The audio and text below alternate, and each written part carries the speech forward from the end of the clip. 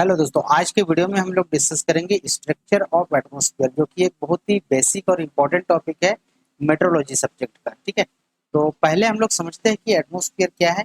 तो एटमॉस्फेयर के एक छोटा सा डेफिनेशन आप इसको नोट कर सकते हैं। Atmosphere is a colourless, tasteless and odourless mixture of gases surrounding the earth. ठीक है, तो अर्थ के चारों ओर जो गैस का मिक्सचर है, इसी को हम एटमॉस्फेयर बोलते हैं। इन एटमॉस्फेयर को डिफरेंट लेयर्स में इसको डिवाइड किया है। जैसे आप देख सकते हैं यहाँ पे, ये जो फर्स्ट लेयर है ना, इसको बोलते हैं ट्रोपोस्फियर, ये फर्स्ट लेयर है। सेकंड लेयर को बोलते हैं स्ट्रेटोस्फियर, ये सेकंड लेयर है। और थर्ड लेयर को बोलते हैं मीजोस्फियर। और फोर्थ लेयर को बोलते हैं थर्मोस्फियर। तो ये मेनली जो है 4 लेयर्स में एटमॉस्फेयर को डिवाइड किया है। अब इन लेयर्स को डिवाइड करने वाले जो बीच में ट्रांजिशन लेयर होता है, सबसे नीचे ट्रोपोस्फियर वाला लेयर है, उसके ऊपर जो है स्ट्रेटोस्फियर वाला लेयर है। ठीक है, तो ये ट्रोपोस्फियर और स्ट्रेटोस्फियर, ये दोनों लेयर्स को डिवाइड करने वाले लेयर को हम बोलते हैं ट्रांजिशन लेयर। आप जो है ट्रांजिशन लेयर को इस पिक्चर में देख के समझ सकते हैं। ठीक है, तो हम लोग समझते हैं कि यहाँ पे देखिए, नीचे दिया है ये ट्रोपोस्फियर वाला लेयर है। ठीक, और ये ऊपर दिया है स्ट्रेटोस्फियर वाला लेयर। अब ये दोनों लेयर को डिवाइड करने वाला जो व्हाइट पट्टी आपको दिख रहा है, इसी को बोलते हैं ट्रांजिशन लेयर। और इस ट्रांजिशन लेयर जो कि ट्रोपोस्फियर के ऊपर रहेगा, उसको ट्रोपोपॉज बोलते हैं। और स्ट्रेटोस्फियर के ऊपर रहेगा तो उसको स्ट्रेटोपॉज बोलते हैं। ठीक है, और मीजोस्फियर के ऊपर रहेगा तो उसको हम मीजोपॉज बोलते हैं। अब ट्रोपोस्फियर में क्या क्या इंपॉर्टेंट चीजें हैं जो आपको याद रखना है। ठीक है, पहला है इसका हाइट, बहुत इंपॉर्टेंट है, ये ध्यान रखना। 8 से 18 किलोमीटर इसका हाइट होता है ट्रोपोस्फियर का। दूसरा, ये सबसे डेंसर लेयर होता है। ठीक है, कि पूरे वायुमंडल का भार देखोगे ना, तो पूरे वायुमंडल के भार का 85% भार ओनली ट्रोपोस्फियर में होता है। क्योंकि जो गैसेस होते हैं ना, ज्यादातर गैसेस जो है ये ट्रोपोस्फियर में पाया जाता है। ठीक, जितने भी वेदर फिनोमिना, ये ट्रोपोस्फियर में ही होता है। ये भी बहुत इंपॉर्टेंट पॉइंट है। वेदर फिनोमिना का मतलब क्या होता है कि जैसे क्लाउड, बादल का होना, फॉग, ठीक, ड्यू, रेनफॉल। ठीक है, ये सब वेदर फिनोमिना है। और ये कहाँ पे होता है? ट्रोपोस्फियर में होता है।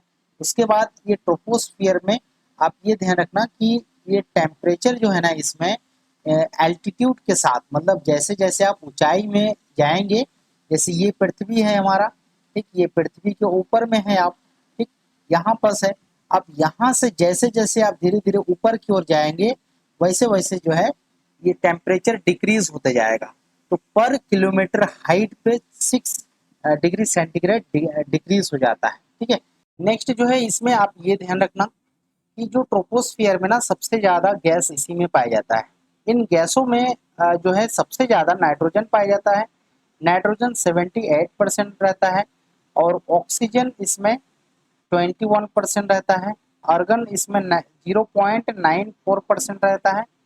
और CO2 जो कि बहुत महत्वपूर्ण है, CO2 ये 0.04%। ठीक है, ये 0.03% ये ओल्ड डाटा है, न्यू डाटा है 0.04%। तो ये एटमॉस्फेरिक कंपोजिशन है जिसमें सबसे ज्यादा नाइट्रोजन का कंटेंट है। ठीक है, और ये वॉल्यूम के अकॉर्डिंग है, ये भी ध्यान रखना। तो ये इंपॉर्टेंट है आपके लिए, इसको ध्यान रखना आप। ये ट्रोपोस्फियर से संबंधित आप इतना चीज ध्यान रख सकते हैं। उसके बाद हम नेक्स्ट लेयर डिस्कस करते हैं। नेक्स्ट लेयर है आपका स्ट्रेटोस्फियर। ठीक है, ये सेकंड लेयर है। और इसमें जो टोटल मास का ना ओनली 15% इसमें पाया जाता है। 85% ट्रोपोस्फियर में पाया जाता है, बट ओनली 15% जो है इसमें पाया जाता है। और इसका हाइट देखेंगे तो 18 से 50 किलोमीटर। ठीक, और इसमें क्या होता है कि इसमें जो है बहुत इंपॉर्टेंट लेयर पाया जाता है, जिसको बोलते हैं ओजोन लेयर। और ये ओजोन लेयर जो है 40 किलोमीटर तक जो है पाया जाता है, 40 किलोमीटर के हाइट में पाया जाता है। ठीक, और ये ओजोन लेयर हमारे लिए बहुत ही इंपॉर्टेंट लेयर है।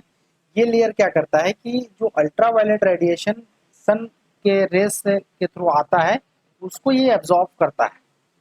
तो हमारे पृथ्वी तक अल्ट्रावायलेट किरण जो है आने से ये लेयर रोकता है। तो ये लेयर बहुत इंपॉर्टेंट है, ये बार बार एग्जाम में पूछा जाता है। देखो, इसमें एक पॉइंट और आपको ध्यान रखना है कि इस लेयर में टेम्परेचर एल्टीट्यूड के साथ साथ बढ़ता है। ठीक है, तो जैसे जैसे आप एल्टीट्यूड बढ़ेगा, मतलब हाइट बढ़ेगा इस लेयर का, वैसे वैसे इसमें टेम्परेचर भी इंक्रीज होते जाएगा। तो ये जो है इम्पोर्टेंट लेयर है इसके लिए, ओजोन लेयर के लिए, तो ये ध्यान रखना, यहाँ से क्वेश्चन बनता है। अब नेक्स्ट लेयर है मीजोस्फीयर।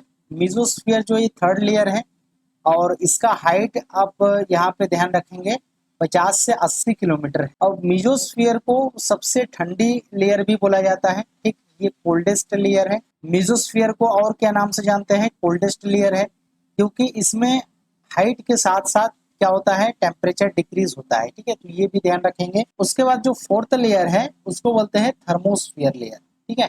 तो थर्मोस्फीयर लेयर, इसका हाइट 80 किलोमीटर से ऊपर है, ठीक।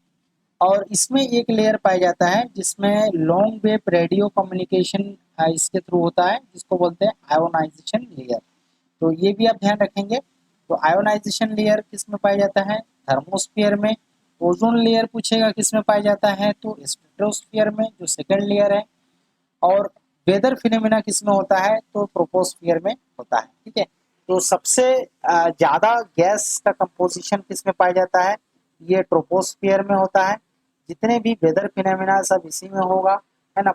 फ्लाइट का उड़ना हो गया या पैराशूट का उड़ना, जितने भी घटना है सब इसी लेयर में होता है। इवन आप जो माउंट एवरेस्ट है ना, सबसे ऊंची चोटी जिसको बोलते हैं, वो भी इसी लेयर के अंतर्गत आता है। इसके ऊपर जो लेयर होता है स्ट्रेटोस्फीयर, इसको बोलते हैं वेदर फ्री लेयर, ठीक है। इसमें कोई भी क्लाउड या फिर वेदर नहीं होता है इसमें, है ना। इसमें मौसम से कोई लेना देना है नहीं है। मौसम संबंधित जितने भी घटना घटित होता है वो सारे के सारे इसी में होता है, ठीक है, ट्रोपोस्फियर में होता है। ये सबसे ठंडी लेयर है, कौन सा? मीजोस्फीयर, ध्यान रखना। और सबसे गर्मी वाला लेयर है थर्मोस्फीयर, सबसे ये हॉटेस्ट लेयर है। क्या लेयर है? हॉटेस्ट लेयर है, ठीक है। ये आज की क्लास में जो है इतना ही। वीडियो अच्छा लगे तो लाइक कर दीजिए, चैनल में नए हैं तो चैनल को सब्सक्राइब कर दीजिए, ठीक है। और अगला कौन सा टॉपिक में वीडियो चाहिए, आप नीचे कमेंट सेक्शन में आप अपना टॉपिक लिख दीजिएगा, मैं उसमें वीडियो बनाने की कोशिश करूंगा। आज के लिए इतना ही। जय हिंद।